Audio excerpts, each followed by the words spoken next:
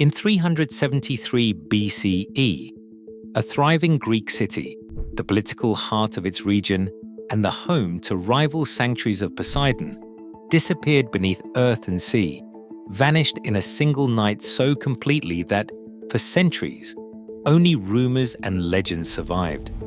But unlike Atlantis, Helike was real. How could an entire city, once vital to ancient Greece, be erased so abruptly that it became the seed of myth? The answer begins long before disaster struck. Helike stood at the crossroads of land and sea, a city whose influence reached far beyond its low coastline. As the capital of the Achaean League, Helike was not just another polis among many.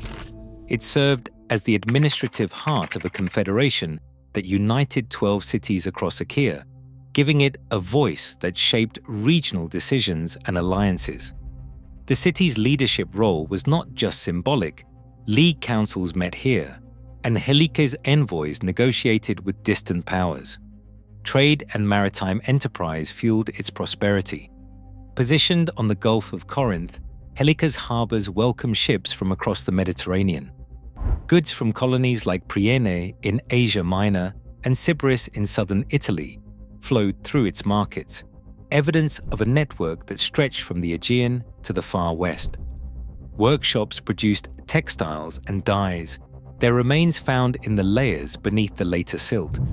Coins minted in Helike bore the head of Poseidon, trident in hand, a mark of both religious pride and economic strength. These coins, found as far away as the Black Sea, testified to the city's reach and ambition. To the ancient Greeks, these were unmistakable signs of power, a city that governed, traded, minted its own currency, and commanded respect across the region. The loss of such a place would have sent shockwaves through every level of society. This reality made Helike's sudden disappearance not just tragic, but almost unimaginable. Long before disaster struck, Helike was known not only for its political reach, but for its deep spiritual authority. At the heart of the city stood the sanctuary of Heliconian Poseidon, a site revered across Greece. Pilgrims journeyed from distant cities, drawn by the promise of favor from the god who ruled both sea and earthquake. The sanctuary's influence stretched far beyond the city walls. It was a gathering place for ritual and sacrifice, binding Helike to the wider Greek world in ways that trade alone never could. Archaeological layers beneath the silt reveal a story of continuous habitation. From the Bronze Age onward, generations built, worshipped, and thrived on this fertile plain. Pottery shards, coins bearing the image of Poseidon, and the remains of workshops all point to a city that grew around its sacred center, its fortunes rising and falling with the tides and the tremors beneath the earth. Writers centuries later, including Pausanias, recorded how the memory of Helike's sanctuary lingered. Even when the city itself was lost, travelers spoke of submerged ruins and the enduring presence of Poseidon's cult. The sanctity of this place and the rituals offered there became part of the explanation for its fate in ancient minds. A city so closely tied to a powerful god, and then so suddenly gone. Such a loss was not easily forgotten. The weight of centuries pressed down on the plain, but the story of Helike's sacred role endured, carried in legend and in the persistent curiosity of those who came after. On a winter night in 373 BCE, the ground beneath Helike began to tremble. Ancient writers recall that in the days leading up to the disaster, animals, mice, snakes, even insects fled the city, streaming toward nearby Keraneia. Some spoke of strange columns of flame rising above the plain, signs that unsettled those who noticed. But for most of Helike's citizens, life carried on as usual until the earth itself gave way. The shock struck after dark. Buildings collapsed in an instant, their stones and roof tiles crashing down as the ground heaved. The violence of the earthquake shattered homes and temples alike. According to later accounts, the very land seemed to sink, as if swallowed by an unseen force. Streets split apart, foundations tilted and slid. Within moments, the city's familiar order dissolved into chaos.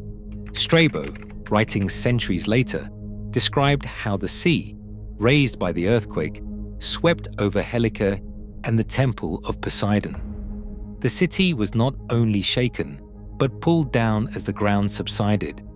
By some estimates, as much as 4 to 9 meters. The coastline itself vanished. In the darkness, cries of confusion and fear mingled with the roar of falling masonry. No warning could have prepared the people for the suddenness of the collapse. The physical destruction was total. Archaeological evidence would later reveal a layer of smashed pottery and toppled walls sealed beneath thick marine silt.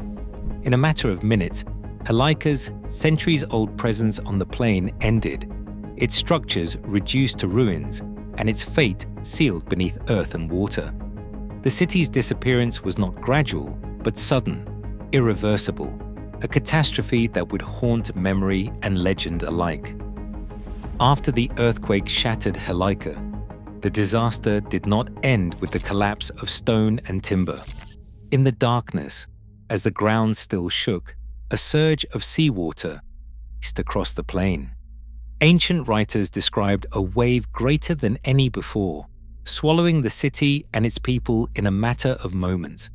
The coastline itself vanished, erased by the force of the surge.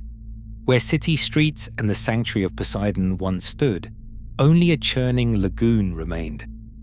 The violence of the inundation left no time for escape. Accounts tell of 10 Spartan ships anchored in the harbor, each dragged under as the sea rushed inland. Rescue efforts proved futile. 2,000 men tried to recover the bodies and salvage what they could, but the land had transformed. The familiar markers of Helike, its temples, markets, and homes, were gone, buried beneath layers of silt and mud. Not a single survivor is recorded in the ancient sources. By morning, Helike's territory was unrecognizable. In the chaos, neighboring Aegeon seized the land, expanding its borders over ground that had once belonged to a powerful rival. The boundaries of the region shifted almost overnight, as if the city had been erased, and from memory itself. The site of Helike, now a shallow lagoon, offered no trace of the city that had stood there for centuries. Only the persistent stories of submerged ruins and lost statues kept the memory alive, fueling the search for what had truly happened beneath the waters of the Gulf of Corinth. For centuries, the fate of Helike lingered in rumor and scattered reports, its true location hidden beneath layers of silt and a shifting coastline. In the early 19th century, British topographer William Martin Leake arrived on the Gulf of Corinth, determined to trace the ancient city's remains. Armed with notebooks and local stories, Leake carefully mapped the plain, recording hints of submerged ruins and changes in the land. His 1830 field notes captured the persistence of those who refused to let Helike fade into legend. Decades passed, and methods evolved, from surface surveys to the first cautious attempts at coring the delta. Each generation of scholars built on the last, refining their search with new tools and a growing sense that Helike was not a myth, but a city waiting to be found.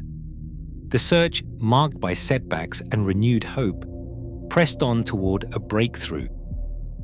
In 2001, the Helike project team uncovered a hearth sealed beneath a thick layer of marine silt, evidence preserved exactly where it fell on that winter night centuries ago. Pottery, cooking vessels, and everyday tools lay undisturbed, frozen in the moment of disaster. Analysis of the soil above and below the hearth confirmed a sudden, catastrophic event.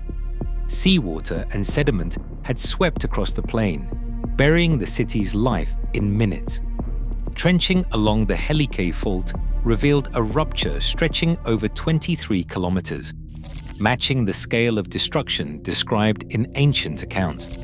The pattern of collapsed walls, tilted foundations, and the abrupt end of habitation all pointed to a powerful earthquake, rapid subsidence, and a surge of water.